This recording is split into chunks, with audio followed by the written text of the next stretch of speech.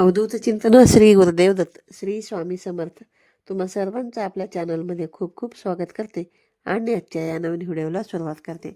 उद्या आहे दिनांक 18 डिसेंबर आणि वार आहे बुधवार आणि या दिवशी आलेली आहे वर्षातील शेवटची संकष्टी चतुर्थी. डिसेंबर हा शेवटचा महिना आहे, त्यामुळे या महिन्यातील मार्गशीर्ष संकष्टी चतुर्थी ही आणखीनच खास असते. प्रत्येक महिन्याच्या कृष्ण पक्षातील चौथी तिथी ही संकष्ट चतुर्थी म्हणून आपण ओळखत असतो. या दिवशी गणपतीची पूजा व उपवास केला जातो. मार्गशीर्ष महिन्यातील ही चतुर्थी अखुरा संकष्ट चतुर्थी म्हणून ओळखली जाते.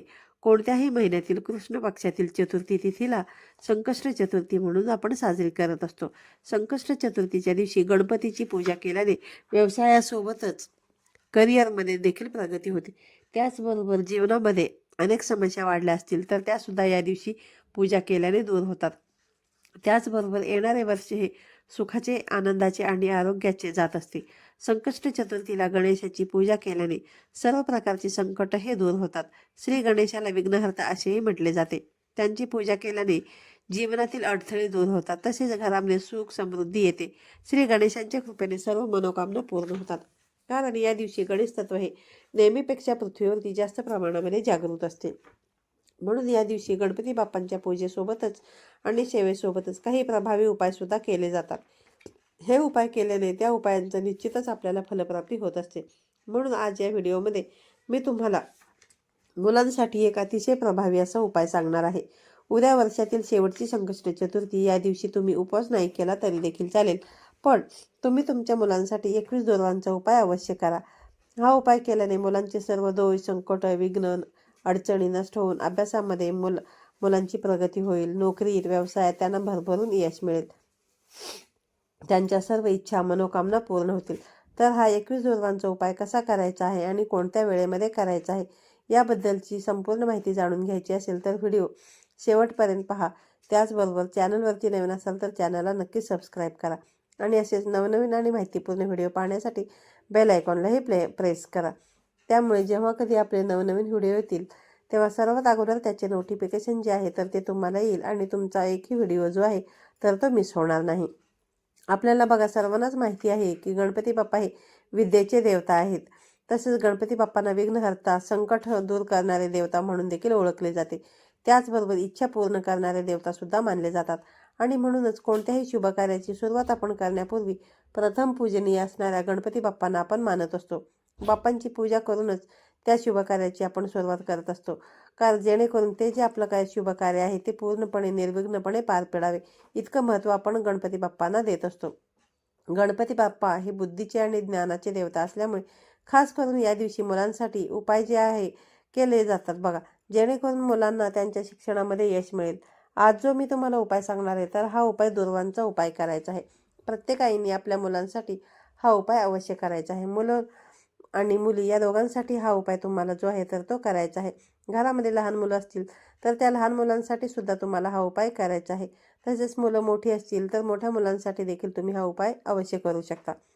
घरामध्ये बघा, जी लहान मुलं असतात ना तर ती सतत हट्टीपणा, चिडचिडेपणा करत असतात किंवा सतत त्यांना नजरदोष लागत असतो. यामुळे मुलं जेवण सोडून देतात. तर अशा मुलांचा हट्टीपणा कमी होण्यासाठी तुम्ही हा उपाय करू शकता. तसेच जी मोठी मुलं असतात, शिक्षण घेत असतात, तर त्यांच्या शिक्षणामध्ये प्रगती होण्यासाठी मुलं जो काही अभ्यास करतात, जे काही वाचतात, लिहितात ते त्यांच्या लक्षात राहण्यासाठी त्यांना त्यांच्या परीक्षेमध्ये उत्तम यश मिळण्यासाठी, तसेच जे काही शिकलेली मुलं आहेत परंतु त्यांना त्यांच्या मनासारखी नोकरी मिळत नाही तर त्यासाठी सुद्धा तुम्ही हा जो उपाय आहे तर तो उद्याच्या दिवशी करू शकता. बऱ्याच जणांची मुलं जी आहेत तर बघा बाहेरगावी शिकायला असतात. ज्या कामासाठी तुमची मुलं गेलेली आहेत तर तिथे त्यांना 100% यश मिळावं, त्यांच्या सर्व इच्छा, मनोकामना पूर्ण होण्यासाठी तुम्ही हा उपाय जो आहे तर तो करू शकता. हा उपाय खूप सोपा आहे परंतु खूप प्रभावी देखील आहे.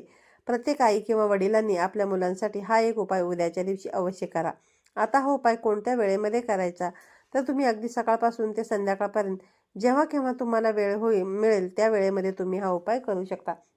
उपाय करण्यापूर्वी तुम्हाला उद्या सकाळी सर्वप्रथम लवकर उठायचे आहे, स्वच्छ स्नान करायचे आहे आणि स्नान करताना आंघोळीच्या पाण्यामध्ये तुम्हाला पंचामृत टाकायचे आहे. घरामध्ये शिक्षण घेणारी मुलं असतील मुलांच्या आंघोळीच्या पाण्यामध्ये सुद्धा तुम्हाला पंचामृत टाकायचे आहे आणि त्या पाण्याने मुलांना अवश्य आंघोळ घालायची आहे. यानंतर आपल्याला स्वच्छ कपडे परिधान करून गणपती बाप्पांची विधिवत पूजा करायची आहे. गणपती बाप्पांची मूर्ती असेल तर त्यावरती सुद्धा तुम्ही पंचामृताने अभिषेक करू शकता. अभिषेक केलेलं जे पंचामृत असणार आहे तर ते तुम्हाला मुलांना थोडं थोडं तीर्थ म्हणून तुम्ही पाजू शकता. आणि जर नसेल तर मग तुम्ही शुद्ध, तुमच्याकडे जर पंचामृत नसेल तर मग तुम्ही शुद्ध पाण्याने देखील अभिषेक करू शकता. आणि अभिषेक केलेलं जे पाणी आहे ते तुम्ही उद्या मुलांना प्यायला देऊ शकता. यामुळे मुलांच्या बुद्धीमध्ये वाढ होते, मुलांची एकाग्रता जी आहे तर ती वाढत असते. यानंतर गणपती बाप्पांना गुळ खोबऱ्याचा नैवेद्य अर्पण करायचा आहे. तसेच दुर्वा आणि जास्वंदाची फुलं अर्पण करून बाप्पांची विधिवत पूजा करायची आहे. त्यानंतर हा उपाय तुम्ही दिवसभरामध्ये कधीही करू शकता. बघा, तुम्ही स्वतः उपाय करू शकता किंवा तुमच्या मुलांनी स्वतः हा उपाय जरी केला तरी देखील चालेल, किंवा आई वडील सुद्धा मुलांसाठी हा उपाय करू शकतात. आता हा उपाय करण्यासाठी आपल्याला 21 दुर्वा लागणार आहेत. दुर्वाचं महत्त्व हे बघा खूप जास्त आहे. दुर्वा या शब्दाचा उत्पत्ती दुहू आणि अवम या 2 शब्दांपासून झालेली आहे. दुर्वामध्ये 3 भाग असतात, जे गणपती शक्ती आणि शिवशक्ती यांचे प्रतीक मानले जातात.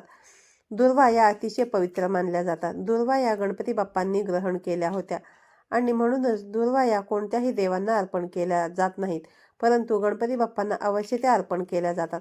म्हणूनच 21 दुर्वा तुम्हाला घ्यायचे आहे. दुर्वा घेताना ज्यामध्ये 3 दल असतील किंवा 5 दल असतील अशा दुर्वा तुम्हाला घ्यायच्या आहेत. 21 शमीची पानं तुम्हाला घ्यायची आहेत. शमीपत्र जे आहे तर ते कुठेही जिथे फुलांचं भांडार असणार आहे त्या ठिकाणी तुम्हाला अगदी सहजपणे मिळून जाईल. ही तुम्हाला 21 शमीची पानं घ्यायची आहेत. त्याचबरोबर एक जास्वंदाचं फूल तुम्हाला घ्यायचं आहे. हळदी, कुंकू, अक्षता घेऊन तुम्हाला गणपती बाप्पांच्या मंदिरामध्ये जायचं आहे. गेल्यानंतर सर्वप्रथम गणपती बाप्पांना हळद, कुंकू, अक्षता अर्पण करायचे आहेत.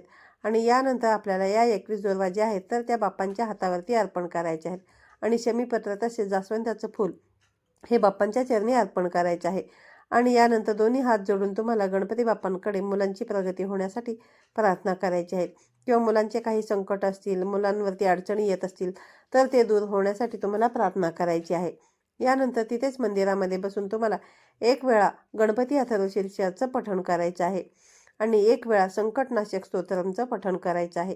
आणि पुन्हा एकदा तुम्हाला गणपती बाप्पांना मुलांची उत्तम प्रगती होण्यासाठी, उत्तम आरोग्यासाठी मनोभावे प्रार्थना करून घरी यायचं आहे.